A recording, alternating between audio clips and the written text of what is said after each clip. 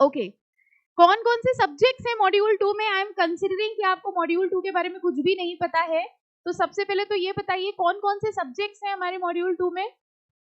सबसे पहला सबसे पहला सब्जेक्ट ईबीसी है, ठीक है। सबसे पहला सब्जेक्ट कौन सा है? अच्छा चलो ईबीसीएल है, ठीक है। और सेकंड? अच्छा सेकंड अकाउंट्स है ना, एकदम रिसेंट वाला याद है हम लोगों को। और कौन सा सब्जेक्ट है? सिक्योरिटीज और एफएम, ठीक है। देखिए सबसे पहले तो आपने सुना ही होगा ये कि मॉड्यूल 2 हमेशा सबके मुंह से, सीनियर्स के मुंह से भी, कि मॉड्यूल 2 का कोर्स ज्यादा है। उसका कारण ये है कि मॉड्यूल 2 के जो सब्जेक्ट्स हैं वो एक्चुअली 4 नहीं 6 हैं। आपको सुनने में 4 लगते हैं, लेकिन ये कुछ कुछ वैसा ही है जैसे फाउंडेशन में आपका इकोनॉमिक्स एंड स्टैट्स हुआ करता था, जो थे तो 2 सब्जेक्ट, लेकिन उनको गिना एक ही जाता था, लेकिन आपका दिल जानता है कि वो 2 थे, है ना। अच्छा यहाँ पर भी ऐसा ही है। अकाउंट्स के सब्जेक्ट में अकाउंट्स के साथ एक और सब्जेक्ट है, कौन सा? कॉस्ट। पहले अकाउंट्स एंड कॉस्ट 2 अलग अलग सब्जेक्ट हुआ करते थे 100 मार्क्स के। अब उन्होंने उन दोनों को क्लब करके एक ही सब्जेक्ट बना दिया है। और इसी तरह आपका जो सब्जेक्ट है फाइनेंशियल मैनेजमेंट का, फाइनेंशियल मैनेजमेंट के साथ साथ एक और सब्जेक्ट है, कौन सा? Strategic management. That is a full theory subject, ठीक है, वो पूरा का पूरा थ्योरी सब्जेक्ट है, और वो एक बिग रिलैक्स है उस सब्जेक्ट में। फाइनेंशियल मैनेजमेंट का जो सब्जेक्ट है ये पहले प्रोफेशनल में हुआ करता था, ये पता है आपको? पहले फाइनेंशियल मैनेजमेंट का सब्जेक्ट प्रोफेशनल में हुआ करता था। आपके सिलेबस से ये जो नया सिलेबस आया है, अब उन्होंने प्रोफेशनल से ये सब्जेक्ट हटा करके एग्जीक्यूटिव में डाल दिया है, क्योंकि उनको ऐसा लगता है कि एग्जीक्यूटिव के बच्चे इतने इंटेलिजेंट हैं कि वो कुछ भी एक्सेप्ट कर लेंगे, ठीक है। सो उन्होंने एफएम का सब्जेक्ट एग्जीक्यूटिव में डाल दिया, आपको इंटेलिजेंट मानते हुए। उन्होंने माना सिर्फ, ठीक है, हम लोग ने बिल्कुल नहीं माना। तो एफएम ऑब्वियसली प्रोफेशनल लेवल का था, बट देन थोड़ा सा स्कोरिंग सब्जेक्ट है, और क्योंकि उसके साथ एसएम जुड़ा हुआ है, उससे वो सब्जेक्ट ज्यादा स्कोरिंग हो जाता है। नाउ अगेन, क्योंकि आप मॉड्यूल 2 की स्टार्टिंग कर रहे हैं, तो जैसे मॉड्यूल 1 में हम लोग ने देखा था कि हर सब्जेक्ट को पढ़ने की स्ट्रैटेजी होती है, मॉड्यूल को पास करने की स्ट्रैटेजी होती है, बिल्कुल वैसे ही मॉड्यूल 2 में भी आपको ये ध्यान रखना पड़ेगा। जैसा अभी हमने आपको बताया, नंबर ऑफ सब्जेक्ट ज्यादा हैं। ऑब्वियसली टेक्निकल ज्यादा इसलिए है क्योंकि प्रैक्टिकल ज्यादा है। मॉड्यूल 1 में आपका सिर्फ एक प्रैक्टिकल था, वो भी कुछ हद तक प्रैक्टिकल था, टैक्स, राइट।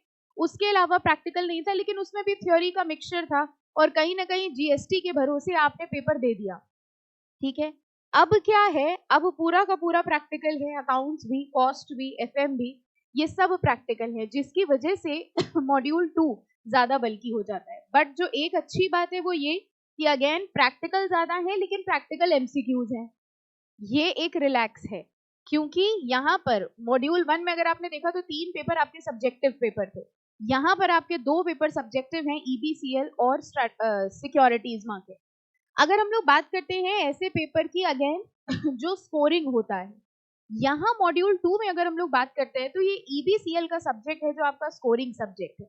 हम लोग को सिर्फ 40 टारगेट नहीं करना है, फिर से वही चीज, सारी चीजें, क्योंकि आप मॉड्यूल 1 पढ़ चुके हो, पेपर दे चुके हो, तो अब आपको ये बात समझ में आ रही होगी कि सिर्फ 40 से काम नहीं चलता। बहुत सारे बच्चे ऐसे हैं जिनके पेपर ठीक हुए, उनको ये भी लग रहा है पास हो जाएंगे, लेकिन उनको ये पता है कि ओवरऑल नहीं बन पाएगा 50% एग्रीगेट। तो जितना जरूरी इंडिविजुअल 40 लाना है, उससे कहीं ज्यादा जरूरी है एग्रीगेट बनना, बिकॉज वो सबसे पेनफुल होता है कि इंडिविजुअली हम सब में पास हैं लेकिन पास नहीं है। ये अभी हो सकता है एक्सपीरियंस हो भी, आपको नहीं, जनरल बात कर रहे हैं, ठीक है, अच्छी अच्छी बातें करेंगे हम लोग, तो ऐसा होता है। सो एग्रीगेट की स्ट्रेटेजी बहुत इंपॉर्टेंट है कि एग्रीगेट कैसे बनना है। अगर हम लोग ईबीसीएल के सब्जेक्ट की बात करें, देखो प्रैक्टिकल थोड़ा सा टफ होता भी है और आपको लगता भी है, यही एक बहुत बड़ा कारण है आपके सीएस ज्वाइन करने का। सच्चाई तो देखो यही है, आप मानो ना मानो, है ना। तो कहीं ना कहीं प्रैक्टिकल सुन के आपको डर तो बहुत लगता है तो जो अकाउंट्स का सब्जेक्ट है और एफएम का सब्जेक्ट है, उसमें अच्छे मार्क्स आते हैं, बहुत ऑब्वियसली आ सकते हैं क्योंकि एमसीक्यू है, लेकिन अगर आप उस पर डिपेंड हो जाओ कि हम उसी पे डिपेंडेंट हैं, उसी पे हम 90 प्लस ले आएंगे, वो थोड़ा सा डिफिकल्ट है। इसलिए इस मॉड्यूल में ईबीसीएल का पेपर होता है, जिसको हम लोग अपना ऐसा पेपर लेके चलेंगे जिसमें हम अब 60 टारगेट करेंगे। अभी हम आपको इस सब्जेक्ट का थोड़ा सा लेआउट बताएंगे, और आपको खुद फील हो जाएगा कि इस सब्जेक्ट में अब 60 लाना is not a big thing. ये पेपर बिल्कुल वैसे ही है जैसा ज्यूरिस है मॉड्यूल 1 में। इस सब्जेक्ट में भी अलग अलग लॉज हैं, अलग अलग चैप्टर्स हैं, और हर चैप्टर अपने आप में एक सेपरेट एक्ट है। क्योंकि इसमें बहुत सारे लॉ हैं और ये कंपनी लॉ नहीं है, इसलिए इसका पेपर भी डायरेक्ट बनता है। बहुत ज्यादा केस स्टडी बेस्ड क्वेश्चन इससे नहीं आते हैं, और जहां डायरेक्ट पेपर बनता है, डायरेक्ट क्वेश्चन बनता है, वहां वो पेपर आसान हो जाता है। बिल्कुल ऐसे ही ज्यूरिस होता है, वो बात अलग है, आपने चूज करके कुछ चैप्टर्स छोड़े और वही आ गए। यही हुआ ना इस बार, यही होता है हर बार। तो ये अब आपके ऊपर था, आपने क्या किया, आपने चूज किया कि लो ये चैप्टर्स हम नहीं पढ़ेंगे, और जो जो चैप्टर्स आपने नहीं पढ़े उसी से पेपर आता है। ये हर बार ही होता है और हर बार ही होगा। कैपिटल मार्केट की अगर हम बात करते हैं, capital market is stock market, share market. और जहां हम शेयर मार्केट की बात करते हैं, हम सेबी की बात करते हैं। अगर हम सेबी की बात करते हैं तो कहीं ना कहीं कंपनी लॉ से लिंक्ड हो गया। और अगेन सेबी की बात हो, कंपनी लॉ की बात हो, तो नाम से ही समझ में आ रहा है पेपर टफ बनेगा। जहां कंपनी सेक्रेटरी का कोर एरिया है, वो पेपर तो टफ बनना ही बनना है, इसमें तो कोई डाउट ही नहीं है। आपने कंपनी लॉ के सारे प्रोविजन अनलिस्टेड कंपनी के तो पढ़ लिए मॉड्यूल 1 में in the subject of company law. अब जहां जहां आप पढ़ते थे ना in case of listed company, अब वही चीज लिस्टेड कंपनी के रेगुलेशंस में पढ़ेंगे। For example, sweat equity shares के बारे में आपने कंपनी लॉ में पढ़ा, लेकिन वहां आपने प्रोविजंस पढ़े अनलिस्टेड कंपनी जो कंपनीज एक्ट में दिए हैं। वही चीज अब आप पढ़ोगे मॉड्यूल 2 में, कैपिटल मार्केट में स्वेट इक्विटी शेयर पढ़ेंगे, लेकिन किसके रेगुलेशन, सेबी रेगुलेशन। तो बेसिकली मॉड्यूल 2 इज मोस्टली मतलब capital market is comprised of SEBI. और जहां सेबी की बात आती है तो पेपर टफ बनना निश्चित है। आप ये मान के चलिए, पहले दिन ही हम आपको क्लियर बता रहे हैं, कैपिटल मार्केट के पेपर में 10 से 15 से 20 नंबर का पेपर ऐसा आएगा जो आप नहीं कर पाएंगे। पहले ही बता दिया, पहली क्लास में बता दिया, 15 to 20 मार्क्स पेपर।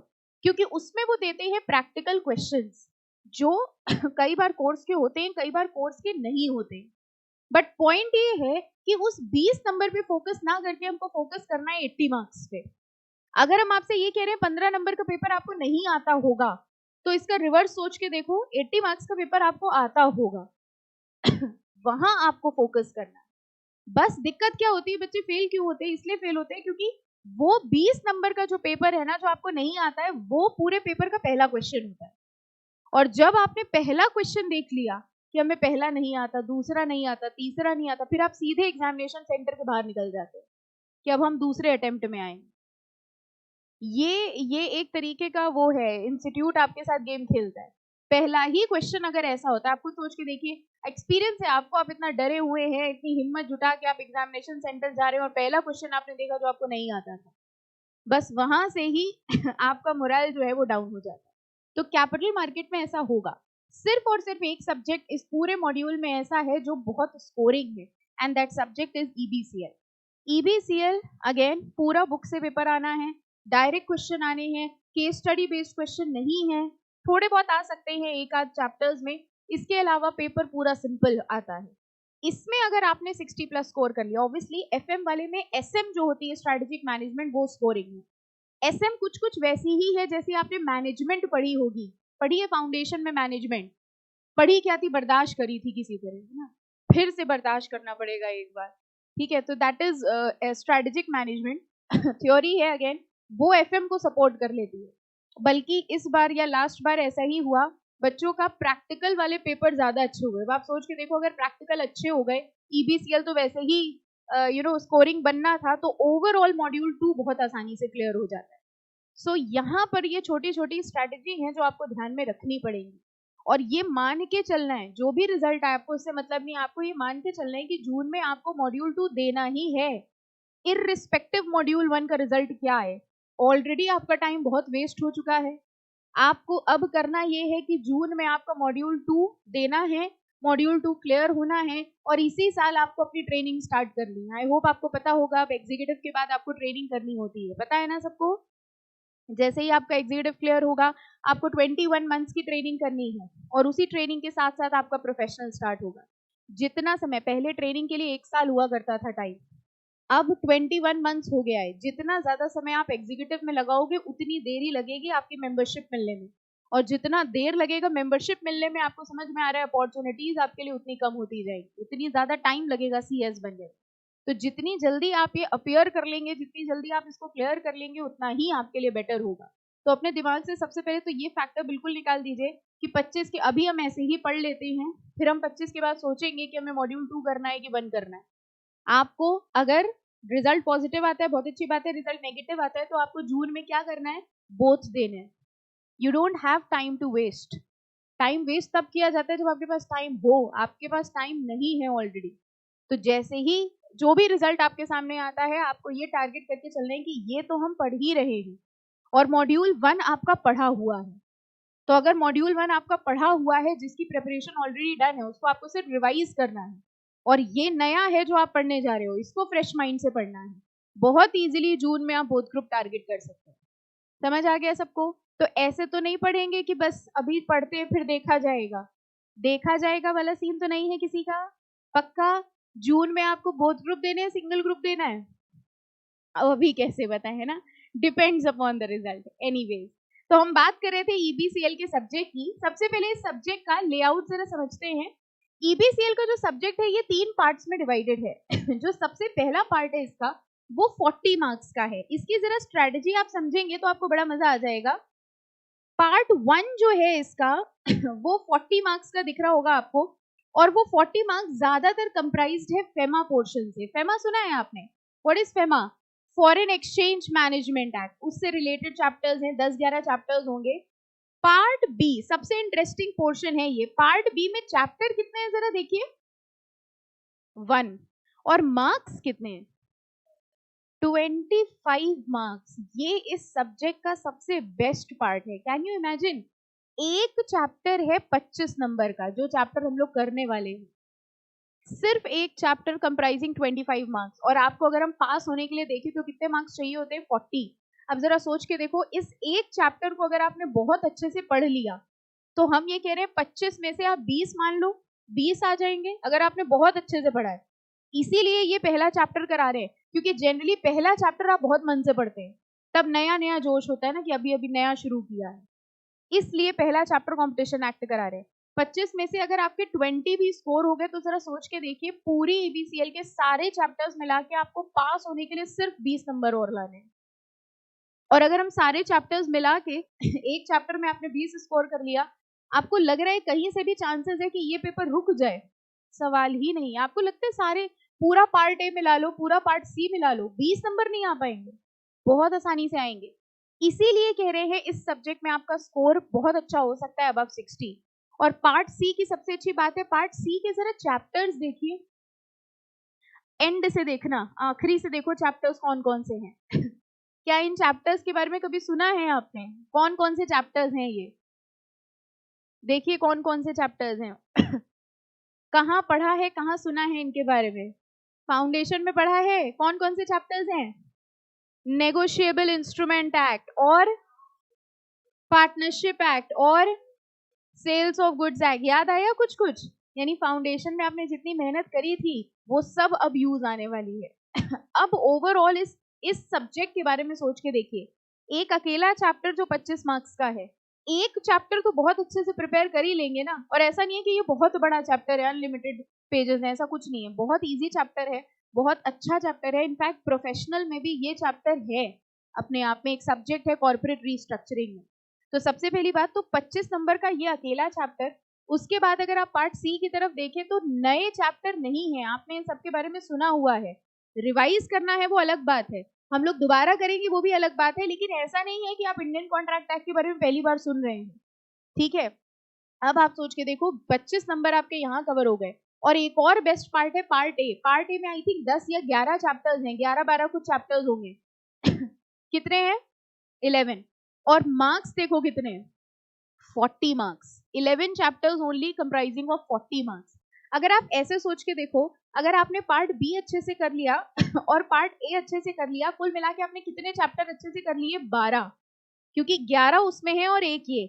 और आपने कितने नंबर का पेपर प्रिपेयर कर लिया? 65 marks. Can you imagine, 65 marks सिर्फ 12 चैप्टर से कवर हो रहा है।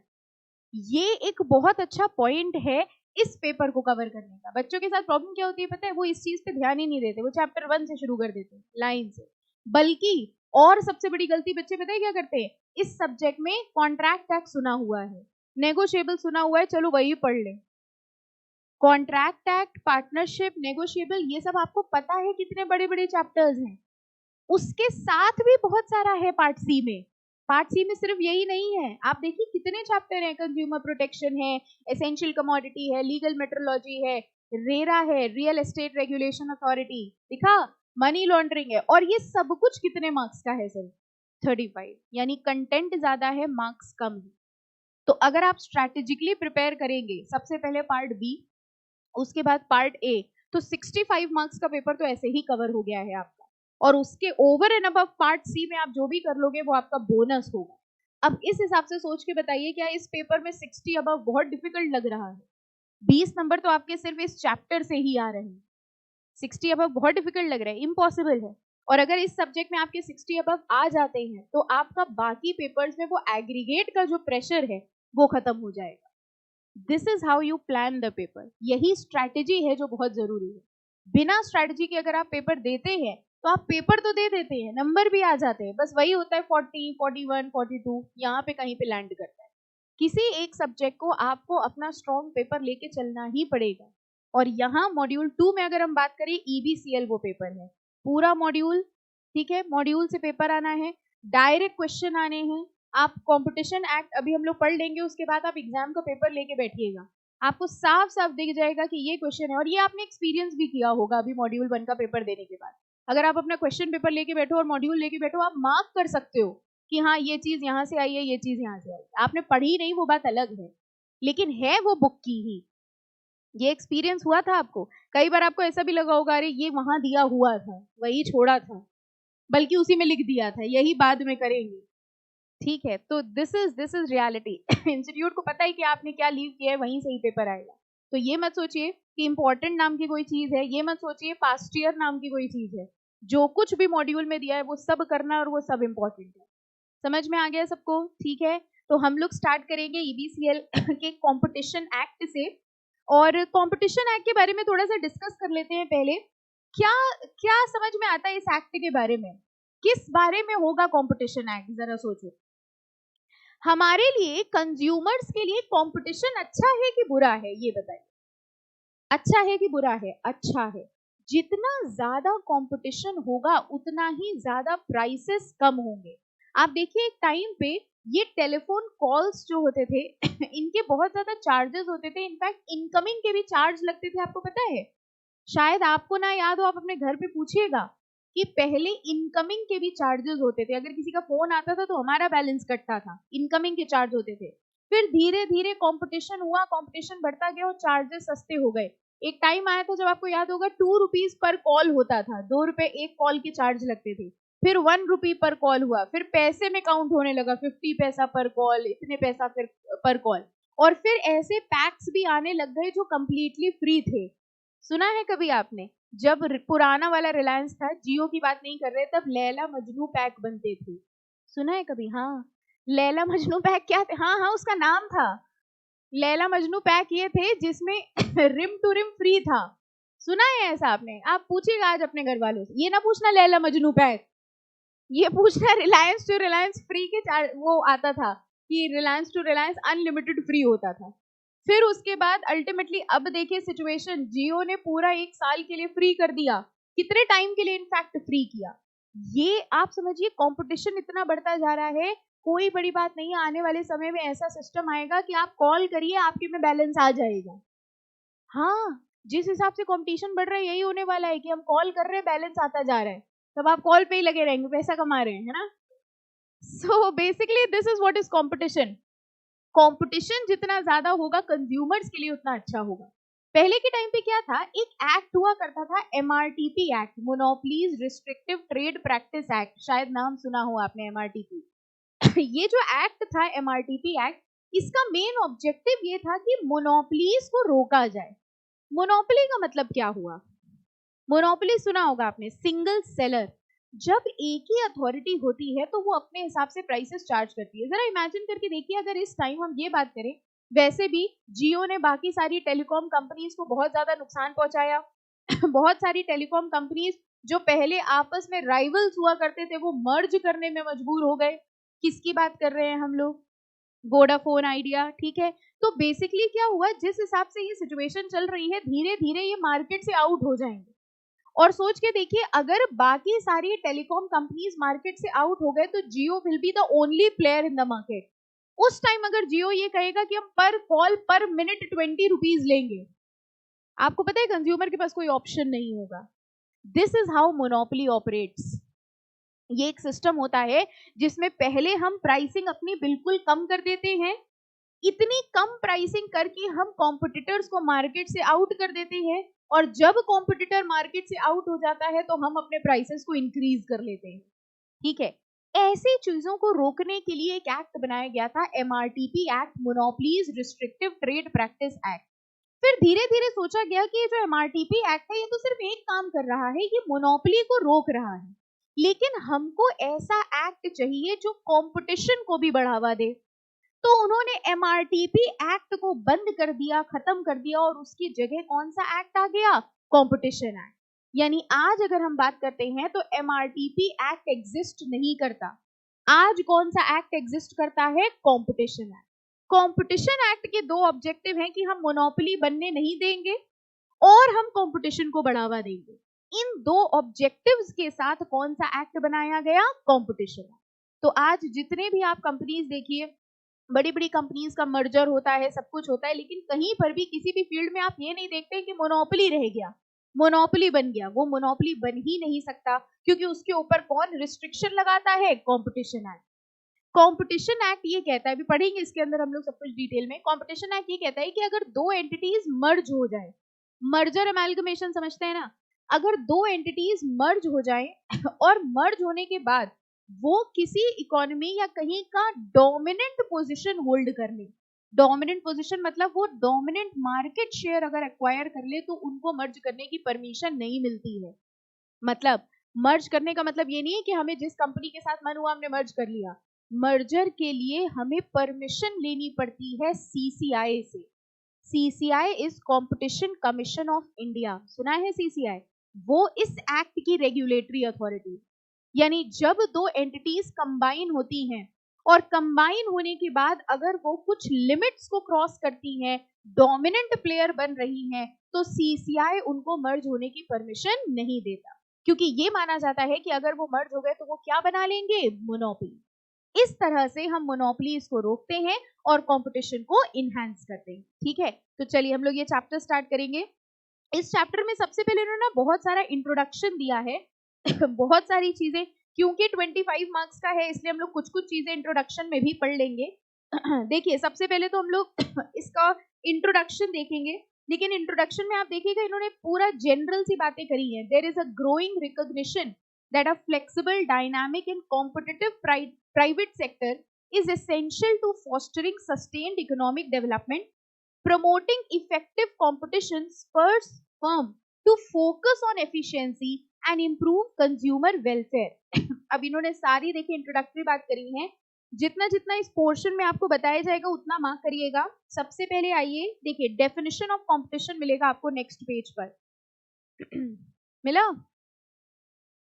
डेफिनेशन ऑफ कंपटीशन में एक ब्लॉक मिलेगा, what is competition in the market, मिल गया, ठीक है। उसके जस्ट एक ऊपर वाला पैराग्राफ है, ये मार्क कर लीजिए। वैसे again I am telling you ये इंट्रोडक्टरी पोर्शन है, ये उतना इंपॉर्टेंट नहीं है, लेकिन क्योंकि ये चैप्टर 25 मार्क्स का है इसलिए हम लोग इसमें सब कुछ कवर करेंगे, ओके। तो देखिए क्या है कंपटीशन का मतलब।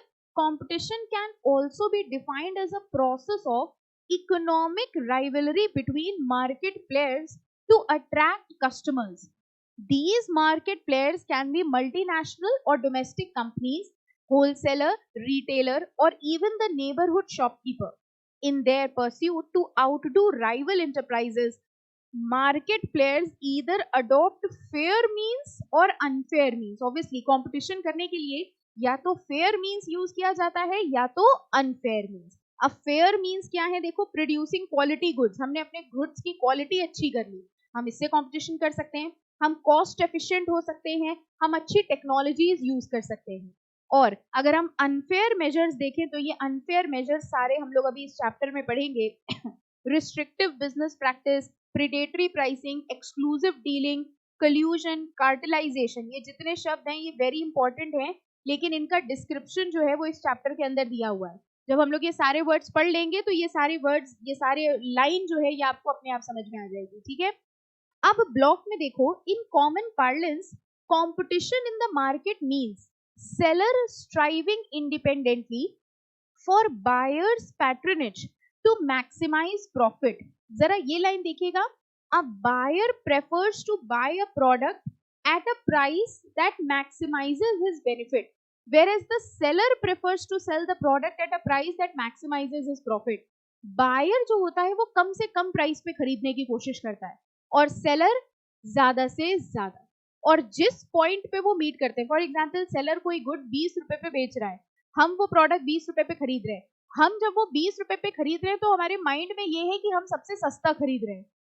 सेलर क्या सोच के बेच रहा है कि ये सबसे महंगा प्रोडक्ट है जो हम बेच रहे हैं। सेलर उस प्राइस पे बेचने को तैयार होगा जिस पे उसको सबसे ज्यादा फायदा हो रहा होगा, और बायर उस प्राइस पे लेने को तैयार होगा जो उसको सबसे कम कॉस्ट में मिलेगा। जब बायर और सेलर का की ये थिंकिंग एक पॉइंट में मिल जाती है, दैट इज द प्राइस जिस प्राइस पे हम लोग गुड्स को परचेज करते हैं, ठीक है। तो वही कह रहे हैं कंपटीशन है। Competition in the market means sellers striving independently for buyers patronage to maximise profit. मतलब सेलर ये कोशिश करते हैं कि ज्यादा से ज्यादा बायर्स हमारे पास आए ताकि सबसे ज्यादा प्रॉफिट हम अर्न करें, और इसी चीज को हम लोग क्या कहते हैं, कंपटीशन। इसके बाद देखिए कंपटीशन एंड इकोनॉमिक एफिशिएंसी है, ये भी इंट्रोडक्टरी है। अगर आपको पढ़ने का बहुत ज्यादा मन करे तो आप पढ़ सकते हैं इसको, वैसे भी फ्री हैं आजकल आप लोग, फ्री है ना? अरे हाँ या ना तो बोलिए, फ्री है? अच्छा सोच के बताएंगे कि फ्री है कि नहीं है, ठीक है। अगर आपको पढ़ने का मन करे तो ये इंट्रोडक्शन आप पढ़ सकते हैं, ऐसी कोई खास बात नहीं है। कोई डाउट हो तो पूछिएगा। अगली इंपॉर्टेंट चीज मार्क करिए, कॉम्पिटिशन पॉलिसी। अभी क्या कॉम्पिटिशन एक्ट स्टार्ट हो गया है? स्टार्ट हुआ है कि नहीं हुआ है? अभी तक कंपटीशन एक्ट स्टार्ट ही नहीं हुआ है, अभी हम लोग सिर्फ इंट्रोडक्शन पढ़ रहे हैं। आपको पता है कोई भी एक्ट स्टार्ट होता है तो पहले डेफिनेशंस होंगी, फिर उसके सेक्शंस होंगे। अभी हम लोग ने कंपटीशन एक्ट शुरू नहीं किया है, अभी ये सिर्फ इंट्रोडक्शन बता रहे हैं। और again I am telling you, ये इंट्रोडक्शन भी हम लोग सिर्फ इसलिए मार्क कर रहे हैं क्योंकि इस चैप्टर का अकेले का वेटेज कितना है, 25 मार्क्स का, ठीक है। कंपटीशन पॉलिसी मार्क करते हैं। ब्लॉक देखो लिखा हुआ है, the basic purpose of competition policy and law is to preserve and promote competition as a means of ensuring efficient allocation of resources. Competition policy typically has two elements. First, one is a set of policy that enhance competition in the local and national market, and second element is a legislation designed to prevent anti competitive business practices. कह रहे हैं competition policy का मतलब समझिए, दो चीजें होती हैं। पहली चीज, हम कंपटीशन को बढ़ावा देने की कोशिश कर रहे हैं, और दूसरा हमने एक ऐसा लॉ बनाया है जो एंटी कॉम्पिटिटिव चीजों को रोक रहा है। ये दोनों बातें एक है कि ऑपोजिट है?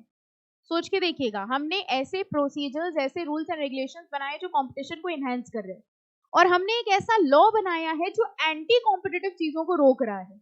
ये दोनों एक ही चीज है कि अलग अलग है? अच्छा फिर से रिपीट कर रहे हैं, हमने कुछ ऐसे प्रोसीजर्स बनाए हैं जो कंपटीशन को बढ़ावा दे रहा है, और हमने एक ऐसा लॉ बनाया है जो एंटी कॉम्पिटिटिव चीजों को रोक रहा है। सेम है। एंटी कॉम्पिटिटिव का मतलब क्या हुआ? Against competition. एक तरफ से सरकार कंपटीशन को इंक्रीज कर रही है, और एक तरफ से ये कंपटीशन एक्ट एंटी कॉम्पिटिटिव चीजों को रोक रही है। दोनों का ऑब्जेक्टिव क्या है? कंपटीशन को इंक्रीज करना। कह रहे हैं अगर हमने सिर्फ लॉ बना दिया कि हम एंटी कॉम्पिटिटिव चीजों को रोकेंगे, इससे भी हमारा पर्पस सॉल्व नहीं होगा जब तक कॉम्पिटिटिव प्रैक्टिसेस ना की जाए। और अगर हमने सिर्फ कॉम्पिटिटिव प्रैक्टिसेस करी लेकिन कोई लॉ नहीं बनाया, तो आपको पता है कोई उसे फॉलो ही नहीं करेगा। दोनों चीजें होना बहुत जरूरी है। गवर्नमेंट की ऐसी पॉलिसीज होनी चाहिए जो कॉम्पिटिशन को एनहांस करे, एंड सेकेंड एक ऐसा लॉ भी होना चाहिए जो एंटी कॉम्पिटिटिव प्रैक्टिसेस को रोके। अब देखना दोनों पॉइंट्स को। सबसे पहली चीज कह रहे हैं, one is a set of policy that enhance competition, यानी सबसे पहली चीज पॉलिसीज हैं जो कंपटीशन को बढ़ावा देंगी and second element is legislation designed to prevent anti-competitive business practices. Legislation design, what do you mean by legislation? Law. कह रहे हैं एक ऐसा लॉ होना चाहिए जो एंटी कॉम्पिटिटिव चीजों को रोके। यहाँ हम लोग कौन से लॉ, कौन से एक्ट की बात कर रहे हैं? कॉम्पिटिशन एक्ट, जो कि पहले कौन सा लॉ था? MRTP act. पहले monopolies restrictive trade practice act था, फिर उस एक्ट को खत्म करके कौन सा लॉ बनाया गया? Competition act. अभी हम लोग ने ना MRTP स्टार्ट किया है ना कॉम्पिटिशन स्टार्ट किया है। MRTP एग्जिस्टेंस में है कि कॉम्पिटिशन एग्जिस्टेंस में है? कॉम्पिटिशन, ठीक है। अब देखो लिखा है competition law by itself cannot produce or ensure competition in the market unless this is facilitated by appropriate government policy. On the other hand, government policy without a law to enforce such policies and prevent competitive malpractice would also be incomplete. कह रहे हैं अगर हम ये देखें government ने competition को enhance करने के लिए पॉलिसी बनाई है, वो अकेले इफेक्टिव नहीं होगी जब तक कंपटीशन का कोई लॉ नहीं होगा। और अगर हम सिर्फ लॉ बना दे लेकिन उसको इन्फोर्स ना कराए तो भी कंपटीशन नहीं हो सकता। कंपटीशन करने के लिए दोनों चीजें जरूरी हैं, लॉ भी होना चाहिए और पॉलिसीज भी होनी चाहिए गवर्नमेंट की जो कंपटीशन को इनहैंस करे। This is competition policy. इसको इंपॉर्टेंट मार्क कर लो, कंपटीशन पॉलिसी पे क्वेश्चन बन सकता है। कंपटीशन पॉलिसी में दो चीजें होनी चाहिए, पहला set of policies that enhance competition, पहला पॉइंट ये, और दूसरा एक लॉ होना चाहिए जो एंटी कॉम्पिटिटिव प्रैक्टिसेस को रोक सके। ये दोनों चीजें मिलके बनाती हैं कंपटीशन पॉलिसी। ठीक है, फाइन। इसके बाद अब आप देखिए इन्होंने धीरे धीरे कंपटीशन रिजाइम इंडिया स्टार्ट किया। हिस्टोरिकल पर्सपेक्टिव, आई होप आपको समझ में आ रहा होगा, ये पूरी हिस्ट्री चल रही है, अभी सिर्फ इंट्रोडक्शन चल रहा है। कंपटीशन एक्ट अभी हम आपको दिखा रहे हैं कहां से स्टार्ट हो रहा है। अगेन ये पूरा हिस्ट्री, इससे अभी तक तो कोई क्वेश्चन नहीं आया है, ठीक है। मेन कंपटीशन एक्ट से ही क्वेश्चन आता है। अब देखो इन्होंने किसका बैकग्राउंड दिया है, background to the MRTP act, ठीक है। ये MRTP एक्ट भी अब खत्म हो चुका है। इसमें सिर्फ इतना मार्क कर लो, MRTP के ऑब्जेक्टिव्स। इंट्रोडक्टरी पोर्शन में जितना मार्क करा रहे हैं सिर्फ उतना करना है आपको। Principal objectives of the act, क्या आप बता सकते हैं ये एक्ट कौन सा है? MRTP एक्ट, ठीक है। The principal objectives of the act as spelled out in the preamble were prevention of concentration of economic power to the common detriment. Concentration of economic power मतलब इकोनॉमिक पावर एक जगह होनी चाहिए या अलग अलग जगह होनी चाहिए? एक जगह ना हो, इसके लिए हमने MRTP एक्ट बनाया था। अगर हम ये कहते हैं कि इकोनॉमिक पावर एक जगह है, इसका मतलब मोनोपोली। मोनोपोली का मतलब क्या हुआ कि सिर्फ एक एंटिटी है जिसके पास सारी इकोनॉमिक पावर है। मोनोपोलीज होनी चाहिए कि नहीं होनी चाहिए? नहीं होनी चाहिए, क्योंकि अगर मोनोपोली होगी तो वो अपने हिसाब से प्राइसेस चार्ज करेंगे, अनफेयर प्राइसेस चार्ज करेंगे। तो ये एक्ट बनाया गया था ताकि ऐसी मोनोपोलीज का प्रिवेंशन हो सके।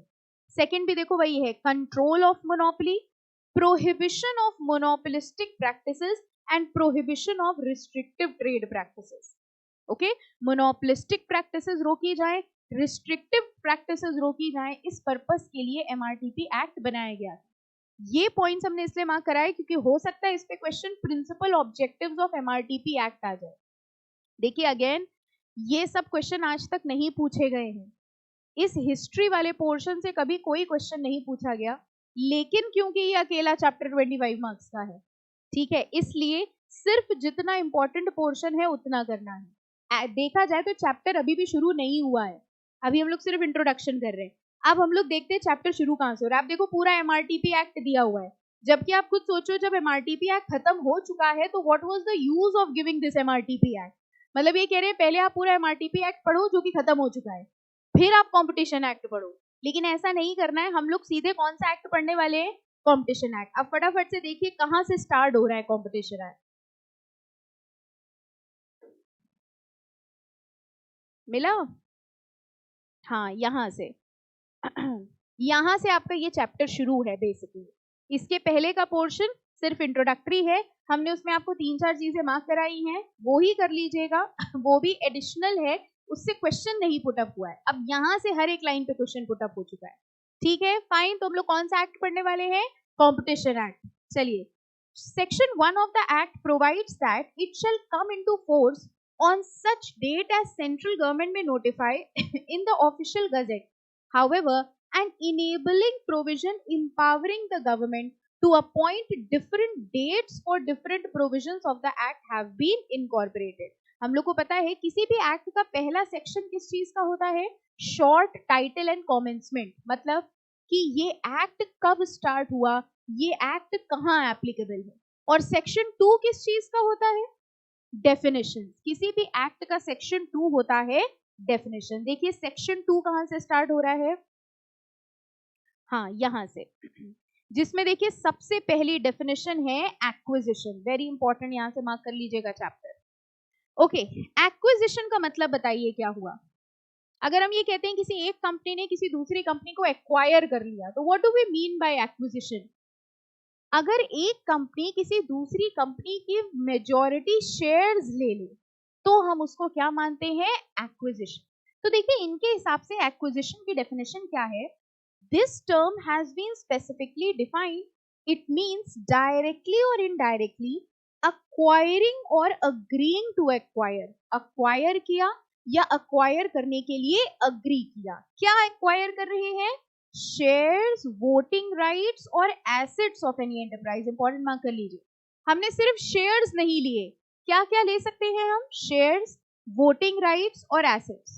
तो अगर मान लीजिए किसी एक एंटिटी ने किसी दूसरी एंटिटी के मैक्सिमम एसेट्स ले लिए, क्या वो कंपटीशन एक्ट के हिसाब से एक्विजिशन माना जाएगा? यस, माना जाएगा.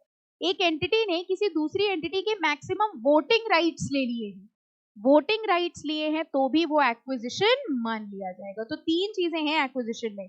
सबसे पहला शेयर एक्वायर कर ले, वोटिंग राइट्स ले ले या assets. And second, control over the management और control over assets of the enterprise. तो या तो हम एक्विजिशन में देखिए 2 पॉइंट्स कवर हुए. सबसे पहले पॉइंट में 3 चीजें थी. कौन सी 3 चीजें थी? या तो हम शेयर एक्वायर कर ले, या तो वोटिंग राइट्स ले लें, या तो एसेट्स एक्वायर कर ले. एंड सेकंड पॉइंट क्या था? अगर हम किसी दूसरी कंपनी का मैनेजमेंट टेक ओवर कर ले, मैनेजमेंट कंट्रोल कर ले, तो भी उसको क्या माना जाएगा? एक्विजिशन. द टर्म एक्वायरिंग और acquisition are relevant for regulation of combination. Second definition है agreement. The term includes any arrangement और अंडरस्टैंडिंग और एक्शन इन कंसर्न वेदर और नॉट सच अरेंजमेंट, अंडरस्टैंडिंग और कॉन्सर्ट इज इन फॉर्मल और in writing. देखिए agreement की जब हम लोग बात करते हैं, आप लोगों ने कॉन्ट्रैक्ट, यहां से बहुत ध्यान से कॉन्सेंट्रेट करिएगा. जब हम लोग कॉन्ट्रैक्ट या किसी चीज की बात करते हैं तो अग्रीमेंट का सबसे पहला फैक्टर आता है इन राइटिंग. अग्रीमेंट का मतलब ही क्या हुआ? कैसा होता है अग्रीमेंट? In writing. नाउ हम लोग यहाँ पर कॉम्पिटिशन एक्ट की बात कर रहे हैं. अगर मान लीजिए कॉम्पिटिशन एक्ट में ये लिखा होता कि 2 लोगों ने अग्रीमेंट किया है कि हम मिल के मोनोपोली बनाएंगे. चलिए किसी ऐसी चीज की बात करते हैं जो कि एसेंशियल कमोडिटी है. जितने मिल्क प्रोड्यूसर्स हैं, milk being an essential commodity, जितने मिल्क प्रोड्यूसर्स हैं सबने मिलके एक अग्रीमेंट कर लिया कि हम लोग 1 महीने तक मिल्क की सप्लाई रोक देंगे. ठीक है, सबने मिलके आपस में एक अग्रीमेंट किया कि हम लोग मिलके 1 महीने तक मिल्क की सप्लाई रोक देंगे. इससे क्या होगा बताइए? 1 महीने तक अगर मिल्क की सप्लाई नहीं हुई तो क्या होगा? सोचो क्या होगा? मिल्क के प्राइसेस में क्या होगा? बढ़ जाएंगे कि कम हो जाएंगे? बढ़ जाएंगे. अगर किसी एसेंशियल कमोडिटी की शॉर्टेज होती है तो उसके प्राइसेस इंक्रीज हो जाएंगे. अब जरा सोच के देखिए, 1 महीने तक मिल्क की सप्लाई नहीं हुई, मिल्क के प्राइस बहुत बढ़ जाएंगे बीइंग एन एसेंशियल कमोडिटी. और जब ये प्राइसेस बहुत बढ़ गए तब उन्होंने मिल्क की सप्लाई करना शुरू कर दी. ये अग्रीमेंट कॉम्पिटिटिव है कि एंटी कॉम्पिटिटिव है? Anti competitive. नाउ ये जितने मिल्क प्रोड्यूसर्स हैं, लॉ कहता है, कॉम्पिटिशन एक्ट ही कहता है, ऐसे एंटी कॉम्पिटिटिव अग्रीमेंट वॉइड माने जाते हैं. ठीक है, यानी अगर लोगों ने इस तरीके का कोई भी अग्रीमेंट किया तो वो वॉइड होता है. वॉइड मतलब इनवैलिड होता है. अब हमको एक बात बताइए, ये जितने मिल्क प्रोड्यूसर्स थे इन्होंने इन राइटिंग कोई अग्रीमेंट नहीं किया, इन्होंने आपस में मिलकर डिस्कस कर लिया. हम लोग इन राइटिंग अग्रीमेंट नहीं करेंगे. जरा लॉ समझने की कोशिश करना. अग्रीमेंट का मतलब इन राइटिंग. अगर ये इन राइटिंग अग्रीमेंट करते तो वो वॉइड हो जाता. तो इन्होंने कहा हम इन राइटिंग करेंगे ही नहीं. हम लोग ने आपस में मिलके मीटिंग करी और डिस्कस कर लिया कि हम सब लोग 1 महीने तक मिल्क की सप्लाई रोक देंगे। ये जो इन्होंने डिस्कस किया है आपस में, बताओ ये वैलिड होगा कि वॉइड होगा? बताइए, क्वेश्चन समझ में आया आपको? हमने आपसे ये बोला अग्रीमेंट का मतलब होता है इन राइटिंग और कंपटीशन एक्ट ये कहता है कि अगर कोई भी एंटी कॉम्पिटिटिव अग्रीमेंट है तो उसको वॉइड माना जाएगा। मिल्क प्रोड्यूसर्स ने सोचा कि अगर हम लोग मिल के इसको अग्रीमेंट बना लें, एक स्टैम्प पेपर पे लिख के अग्रीमेंट बना लें, तो ये वॉइड हो जाएगा। तो हम लोग इसको इन राइटिंग करते ही नहीं है, हम लोग ओरली डिस्कस कर लेते। हम लोग ने ओरली डिसाइड किया कि हम लोग मिल्क की सप्लाई 1 महीने तक बंद रखेंगे। हमने आपसे ये पूछा कंपटीशन एक्ट के हिसाब से इन मिल्क प्रोड्यूसर्स ने ये जो ओरल अग्रीमेंट किया है ये वैलिड होगा कि वॉइड होगा? Why it is void? क्यों वॉइड है? अग्रीमेंट का मतलब इन राइटिंग, और हमारे बीच में तो इन राइटिंग कोई अग्रीमेंट हुआ ही नहीं है। सोच के नहीं, डेफिनेशन देख के बताओ सोच क्या रहे हो, सोचने क्या लगे? आप लॉ के स्टूडेंट्स हैं, आपको सोचना कुछ नहीं है, आपको लॉ देखना है। डेफिनेशन पढ़ो अग्रीमेंट की। सबसे इंपॉर्टेंट लाइन देखो क्या लिखा है, वेदर और नॉट सच अरेंजमेंट अंडरस्टैंडिंग और कॉन्सर्ट इज इन फॉर्मल और इन राइटिंग। वेदर और not it is in writing और नॉट। अब आपको समझ में आया? यहां पर ये पहली ऐसी डेफिनेशन है अग्रीमेंट की जिसमें साफ साफ लिखा है चाहे राइटिंग में हो या ना हो। और क्यों लिखा है आपको समझ में आया? अगर ये ना लिखा होता अगर अग्रीमेंट की डेफिनेशन लिखी होती है an agreement made in writing, तो वो मिल्क प्रोड्यूसर्स ने ओरली जो डिसाइड किया है, बताओ वैलिड होता कि वॉइड होता? वैलिड हो जाता। लॉ के नजरिए से सोचने की कोशिश करिए। अगर इस डेफिनेशन में लिखा होता agreement means an agreement made in writing, तो मिल्क प्रोड्यूसर्स कहते हैं हमने इन राइटिंग कहां किया, और अगर हमने राइटिंग नहीं किया तो ये अग्रीमेंट नहीं है, और अगर ये अग्रीमेंट नहीं है तो एंटी कॉम्पिटिटिव और वॉइड कहां से हो गया? इसलिए उन्होंने कहा चाहे आप इन रिटन अग्रीमेंट करें या इन रिटन ना करें, चाहे ओरल हो चाहे रिटन हो, अगर आप लोग ने आपस में मिल के डिसाइड किया है तो वो एंटी कॉम्पिटिटिव मान लिया जाएगा। लेकिन सोच के देखो इसमें सबसे टफ चीज क्या है, बताइए कैसे प्रूव होगा कि डिसाइड किया है? आपको लगता है वो मिल्क प्रोड्यूसर बताएंगे कि हम लोग ने मिलकर डिसाइड किया? वो बताएंगे क्यों? जब तक कोई चीज रिटन नहीं है it is very difficult to prove, और इसीलिए इतने मोनोपोली क्रिएट होते हैं। आपको समझ में आया मोनोपोली कैसे क्रिएट होते हैं इंडिया के अंदर? क्यों? क्योंकि उनका ओरल डिस्कशन होता है, लेकिन ये कभी प्रूव नहीं हो पाता कि उन्होंने मिलके ओरली डिस्कशन किया है। फिलहाल एक्ट की लैंग्वेज ये कहती है कि अग्रीमेंट चाहे वो फॉर्मली इन राइटिंग हो या ना हो। सेकेंड पॉइंट देखो, वेदर और नॉट सच अरेंजमेंट अंडरस्टैंडिंग और concert is intended to be enforceable by legal proceeding. कह रहे हैं चाहे वो लीगली इन्फोर्सेबल हो या ना हो। एक बात बताओ, ओरल अग्रीमेंट लीगली इन्फोर्सेबल है? No, oral agreement legally enforceable कैसे हो सकता है? वही वो कह रहे हैं चाहे लीगली इन्फोर्सेबल हो या ना हो, चाहे राइटिंग में हो या ना हो, लेकिन फिर भी अगर कुछ लोगों ने मिल के कुछ डिसाइड किया है तो उसको क्या मान लिया जाएगा? अग्रीमेंट। ये अग्रीमेंट की डेफिनेशन सिर्फ इस एक्ट में ऐसी दी हुई है। तो बहुत इंपॉर्टेंट मार्क करिए, the term includes any arrangement or understanding or action in concert. First point, whether or not they are in writing. Second, whether or not they are legally enforceable. अब देखिए लिखा है it implies that arrangement need not necessarily be in writing. अगर इसका practical question case study बनेगा तो समझ जाएंगे। अब बहुत सारे सेलर्स ने मिल के ओरली डिसाइड किया that they are going to fluctuate the prices of the product, ठीक है, या they are going to restrict the supply of the product, ठीक है। उनके ऊपर कंपटीशन कमीशन ऑफ इंडिया ने एक नोटिस जारी कर दिया कि क्योंकि उनका अग्रीमेंट एंटी कॉम्पिटिटिव है इसलिए वो वॉइड माना जाएगा। उन्होंने कंटेंशन रेज किया कि they haven't entered into any agreement, ठीक है, and therefore it can not be declared as void. बताओ सीसीआई सही कह रहा है कि ये प्रोड्यूसर सही कह रहे हैं?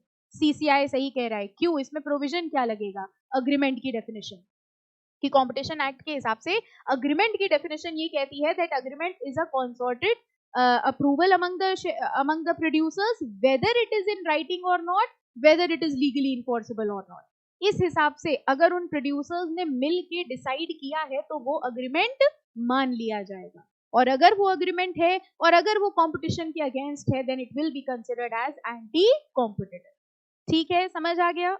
आगे देखिए लिखा है द टर्म कॉम्पिटिशन, नहीं इसी के ऊपर से the term is relevant in context of section 3 which envisages that anti-competitive agreement shall be void and thereby prohibited by law। anti-competitive agreement void होंगे। इस anti-competitive agreement में जो agreement word used है उसकी definition पढ़ी हम लोगों ने। ये जो agreement है ये राइटिंग में होना चाहिए कि ओरल होना चाहिए? राइटिंग में होना चाहिए कि ओरल होना चाहिए? ओरल होना चाहिए। कैसा भी हो सकता है, ओरल भी हो सकता है, रिटन भी हो सकता है। The term competition is not defined in the Act. However, in the corporate world, the term is generally understood as a process whereby economic enterprises compete with each other to secure customers for their product. In the process, enterprises compete to outsmart their competitor, sometimes to eliminate their rival. Competition in the sense of economic rivalry is unstable and has a natural tendency to give way to monopoly. Thus, competition kills competition. ये बात समझ में आई? Competition kills competition. कह रहे competition in the sense of economic rivalry is unstable and has a natural tendency to give way to monopoly. कह रहे हैं अगर competition नहीं होगा तो ultimately क्या होगा? Monopoly. कंपटीशन और मोनोपोली दोनों ऑपोजिट वर्ड है। कंपटीशन होगा तो मोनोपोली नहीं होगी, मोनोपोली होगी तो कंपटीशन नहीं है ऑब्वियसली। क्या होना बेटर है, कंपटीशन की मोनोपोली? कंपटीशन। सेकंड डेफिनेशन में आइए। अभी तक हम लोग ने देखिए दो डेफिनेशन पढ़ ली। पहली डेफिनेशन किस चीज की पढ़ी थी? एक्विजिशन। एक्विजिशन के अंदर दो पॉइंट्स थे। पहला पॉइंट क्या था? उसमें तीन थे। जब हम शेयर एक्वायर कर रहे हो, वोटिंग राइट्स एक्वायर कर रहे हो या फिर एसेट एक्वायर कर रहे हो। और सेकंड क्या था उसका? Control over the management. अगर ये दो चीजें हैं तो उसको क्या मान लिया जाता है? एक्विजिशन। सेकंड हम लोगों ने कौन सी डेफिनेशन पढ़ी? अग्रीमेंट। कह रहे हैं अग्रीमेंट क्या होता है? चाहे राइटिंग में हो या ना हो, चाहे लीगली इनफोर्सिबल हो या ना हो, लेकिन अगर कुछ लोगों ने मिलके कुछ डिसीजन लिया है, डिसाइड किया है, तो उसको क्या मान लिया जाएगा? अग्रीमेंट। और थर्ड डेफिनेशन देखिए, वेरी वेरी इंपॉर्टेंट, कार्टेल। सुना है कभी? कार्टेल क्या होता है? जिसको इंपॉर्टेंट मार्क करा रहे हैं वो एकदम मतलब क्वेश्चंस हैं, डायरेक्ट आते हैं। कार्टेल, कार्टेल का मतलब होता है जब कुछ लोग मिल के एसोसिएशन बनाते हैं एंटी कॉम्पिटिटिव काम करने के लिए। जैसे अभी हमने आपको एग्जांपल दिया कि ये जितने मिल्क प्रोड्यूसर्स थे, इन सब लोगों ने मिल के डिसाइड किया कि 1 महीने तक ये मिल्क की सप्लाई रोक देंगे। इन्होंने अपनी एक एसोसिएशन बनाई कंपटीशन को रोकने के लिए। ये जो इन्होंने एसोसिएशन बनाई है इसको कार्टेल कहा जाता है। कार्टेल का बेसिक मतलब हुआ N association of producers, sellers, retailers, ताकि वो अपने हिसाब से सप्लाई को चेंज कर सके। किसी भी चीज में आप सोच के देखिए, किसी भी प्रोडक्ट में अगर किसी भी चीज की सप्लाई बहुत समय तक बंद हो जाती है, या मान लीजिए जितने भी पेट्रोलियम के हमारे सेलर्स हैं, पेट्रोलियम की कंपनीज हैं, सारी पेट्रोलियम कंपनीज ने ये डिसाइड कर लिया कि हम लोग पेट्रोल के प्राइसेस इंक्रीज कर लेंगे। अल्टीमेटली क्या होगा? इंक्रीज ही होगा, क्योंकि उन सब ने मिलके क्या बना लिया है? कार्टेल। तो ये बताओ, ये जो कार्टेल लोग बना लेते हैं एंटी कॉम्पिटिटिव काम करने के लिए, ये कार्टेल फॉर्मेशन वैलिड होना चाहिए कि वॉइड होना चाहिए? Void. Cartel formation is void. देखिए क्या लिखा है, cartel includes an association of producer. किसकी किसकी एसोसिएशन होती है? Producer, sellers, distributor, traders, service providers, who by agreement among themselves. कह रहे हैं who by agreement among themselves. ये अग्रीमेंट इन राइटिंग होना चाहिए कि ओरल होना चाहिए? ध्यान से बताइए, लिखा हुआ है cartel includes an association of producer, seller, distributor, trader who by agreement among themselves। I'm asking, ये agreement oral होना चाहिए, written होना चाहिए? कैसा भी हो सकता है। लीगली इनफोर्सिबल होना चाहिए कि अनइनफोर्सिबल होना चाहिए? कैसा भी हो सकता है, क्योंकि अग्रीमेंट की डेफिनेशन ऊपर दी हुई थी। ठीक है, agreement among themselves to limit control और attempt to control the production, distribution, sale, price और ट्रेड इन गुड्स और प्रोविजन ऑफ सर्विसेज। तो अगर कुछ सेलर्स ने मिलके आपस में डिसाइड किया कि हम लोग इस पर्टिकुलर प्रोडक्ट को इस पर्टिकुलर प्राइस पे बेचेंगे, ये उन्होंने क्या फॉर्म कर लिया है, cartel. This is known as cartelisation. और ऐसा अग्रीमेंट जो उन्होंने किया है, ये जो एसोसिएशन उन्होंने बनाई है, इसको हम लोग लॉ में क्या मानते हैं, वॉइड। ओके इससे फर्क क्या पड़ेगा, आपको समझ में आया? किसी भी चीज की सप्लाई को अगर आप रोक देंगे, जैसे अभी हमने एक पेट्रोलियम का एग्जाम्पल लिया, जितनी भी पेट्रोल वाली कंपनीज हैं उन सब ने डिसाइड किया कि 1 लीटर पेट्रोल हम लोग आज से 1000 रुपीज में बेचेंगे, सारी पेट्रोल कंपनी। हम लोग कब कंपटीशन कर सकते हैं? किसी एक कंपनी ने मान लो प्राइस बढ़ाया, तो हम लोग क्या करेंगे, ठीक है हम आपसे ना परचेज करके दूसरी कंपनी से परचेज कर लेंगे। लेकिन अगर सारी पेट्रोलियम कंपनीज ने कहा कि 1 litre of petrol will now be costing 1000 rupees, अब बताइए हमारे पास कोई ऑप्शन बचा? नो, हमको 1000 रुपए पे पेट्रोल लेना ही पड़ेगा। This is now monopoly. और ये जो इन लोगों ने अपनी एसोसिएशन फॉर्म कर ली है, इस एसोसिएशन को क्या कहा जाएगा, कार्टेल। आप सोच के देखिए, अगर सारे प्रोड्यूसर्स और सारे सेलर्स ऐसी एसोसिएशन फॉर्म कर लेंगे तो वो अपने हिसाब से प्राइसेस चार्ज करेंगे, और अगर वो अपने हिसाब से प्राइसेस चार्ज करेंगे तो सबसे ज्यादा मतलब बुरा किसके साथ हो रहा है, कंज्यूमर्स के साथ।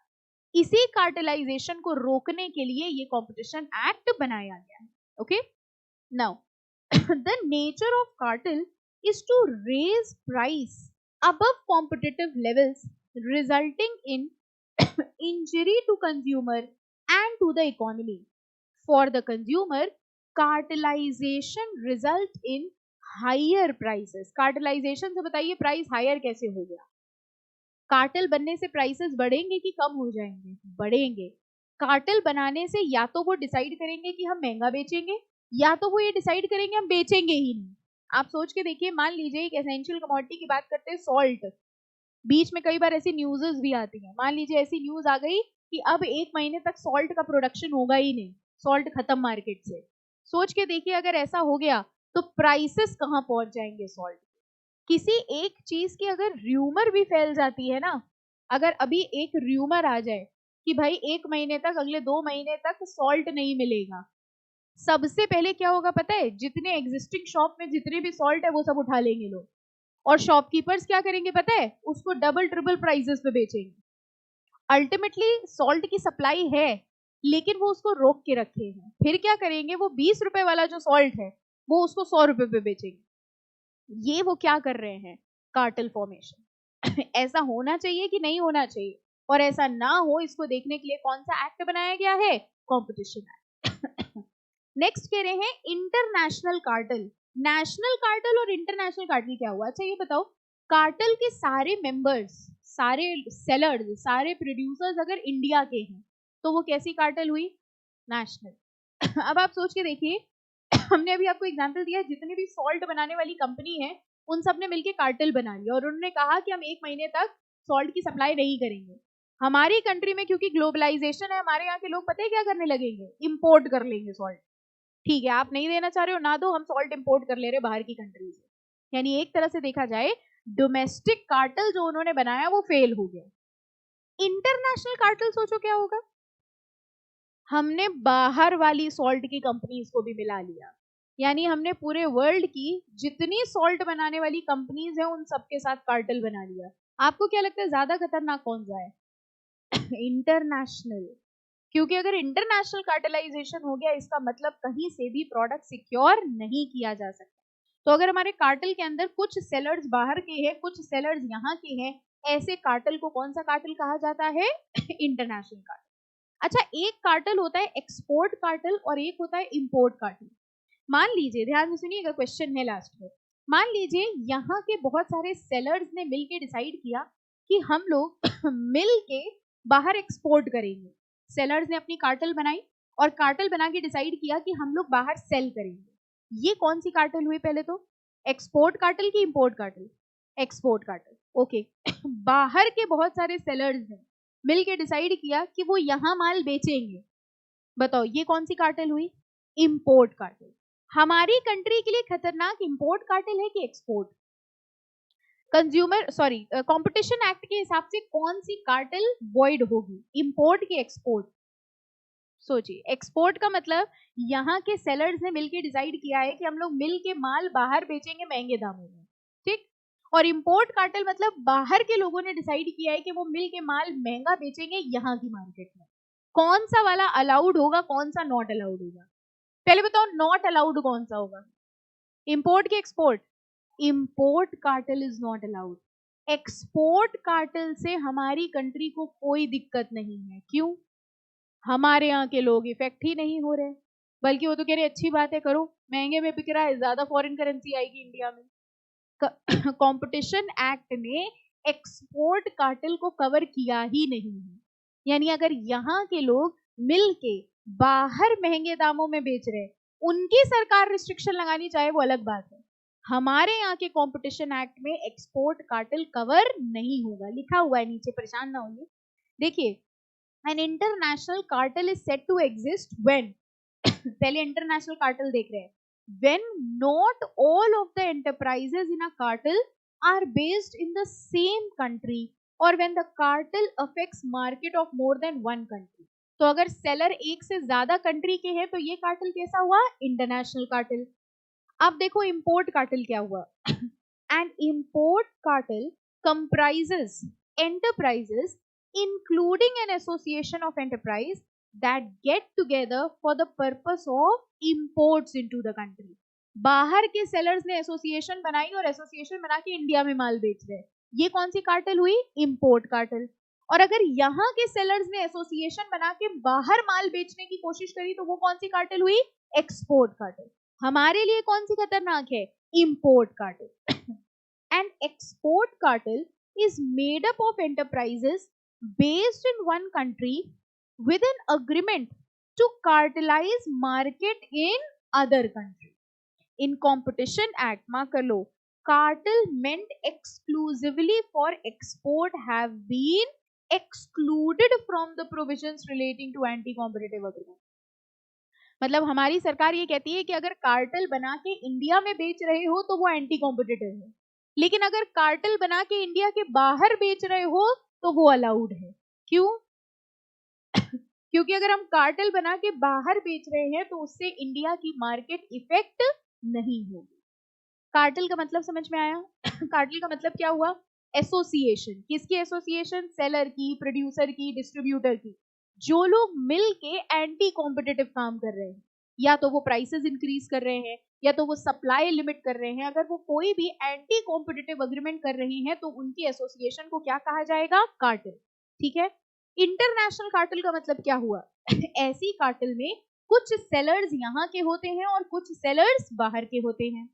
दो कार्टेल के बारे में और पढ़ा, import cartel and export cartel. अगर बाहर के सेलर्स ने एसोसिएशन बना के इंडिया में माल बेचना चाह रहे हैं तो ये कौन सी कार्टेल हुई? इंपोर्ट। और अगर यहाँ के सेलर्स मिल के बाहर बेचना चाह रहे हैं तो वो क्या हुआ? Export cartel. कंपटीशन एक्ट में कौन सी इंक्लूडेड है? इंपोर्ट के एक्सपोर्ट? पक्का इंपोर्ट? पक्का इंपोर्ट। एक्सपोर्ट कार्टेल इंक्लूड है कि नहीं है? एक्सपोर्ट कार्टेल को एंटी कॉम्पिटिटिव माना जाएगा? बताइए, export cartel is anti competitive और नॉट? नो, एक्सपोर्ट कार्टेल से हमारी कंट्री को कोई भी प्रॉब्लम नहीं। आगे देखिए लिखा है, this is because such cartel do not adversely effect the market in India and are hence outside the purview of competition act. आ गई बात समझ में? तो अगर मान लीजिए क्वेश्चन पुटअप होता है कि इंडिया के बहुत सारे सेलर्स थे जो एक्सपोर्ट करते हैं गुड्स आउट ऑफ इंडिया, उन्होंने मिलके अपना एक अग्रीमेंट बनाया टू सेल द प्रोडक्ट्स, ठीक है, अबव द कॉस्ट प्राइस या above the market price. Cost price तो वैसे ही बेचते। तो क्वेश्चन जरा समझना, इंडिया के बहुत सारे सेलर्स थे जिन्होंने मिलके अपना एक अग्रीमेंट बनाया, कार्टेल बनाया, और उन्होंने डिसाइड किया कि वो गुड्स को एक्सपोर्ट करेंगे अबव द मार्केट प्राइस। ठीक है। सीसीआई ने उनके ऊपर एक नोटिस सर्व किया that forming of cartel and selling the products beyond the market price is anti competitive. ठीक है। बताइए, सीसीआई ने जो नोटिस सर्व किया है ये सही है या गलत? क्यों गलत? क्वेश्चन समझ आया सबको? क्या क्यों गलत है? यहाँ सीसीआई ने क्या गलती करी? इन लोगों ने जो कार्टेल बनाया है, सबसे पहले that cartel is a export cartel. वो गुड्स इंडिया में नहीं बेच रहे हैं, कहाँ बेच रहे हैं? इंडिया के बाहर। और अगर वो इंडिया के बाहर बेच रहे हैं तो उसको कंपटीशन एक्ट में कवर नहीं किया जाएगा। अगर वो कंपटीशन एक्ट में कवर है ही नहीं तो वो एंटी कॉम्पिटिटिव नहीं है, वो वॉइड नहीं है। इसलिए सीसीआई ने जो नोटिस सर्व किया है वो नोटिस गलत है। समझ आ गया? ठीक है, अगर उन्होंने एक्सपोर्ट कार्टेल वर्ड नहीं यूज किया, लेकिन सिर्फ इतना लिखा है कि यहाँ के बहुत सारे सेलर्स हैं जो अग्रीमेंट करके गुड्स इंडिया के बाहर बेच रहे हैं, इतनी लाइन देखते ही आपको क्या समझ में आ जाएगा किसकी बात हो रही है? Export cartel. ठीक है, fine. If there is effective competition in the market, cartels would find it difficult to be form. जितना ज्यादा, बताइए ये लाइन सही है कि गलत है? जितना ज्यादा कंपटीशन होगा कार्टल्स उतने कम होंगे। ट्रू और फॉल्स? रिपीट करवाएंगे दोबारा, लिखा कहीं नहीं, अपने मन से बोल रहे हैं। बताइए, जितना ज्यादा मार्केट में कंपटीशन होगा कार्टल्स उतने ज्यादा होंगे कि उतने कम होंगे? जितना ज्यादा कंपटीशन होगा कार्टल्स उतने कम होंगे, मोनोपोली बनेगी ही नहीं। ठीक है। अब देखिए लिखा है some of the conditions, very important, direct question आता है इस पे। Some of the conditions that are conducive to cartelization. पहले तो बताओ ये टॉपिक है क्या? डिस्कस तो हम लोग इसको बाद में करेंगे, पहले बताइए क्या टॉपिक है? Some of the conditions that are conducive to cartelisation.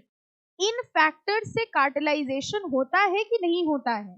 होता है, यानी कि अगर ये फैक्टर्स होंगे तो कार्टेल बनने के चांसेस ज्यादा है।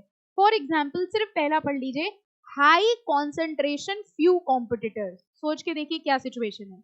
हाई कॉन्सेंट्रेशन फ्यू कॉम्पिटिटर्स, बहुत कम कॉम्पिटिटर्स हैं, 3-4 मार्केट प्लेयर्स हैं, सिर्फ 3-4 मार्केट प्लेयर्स हैं, तो उनके बीच में कार्टेल फॉर्म होने के चांसेस ज्यादा होंगे।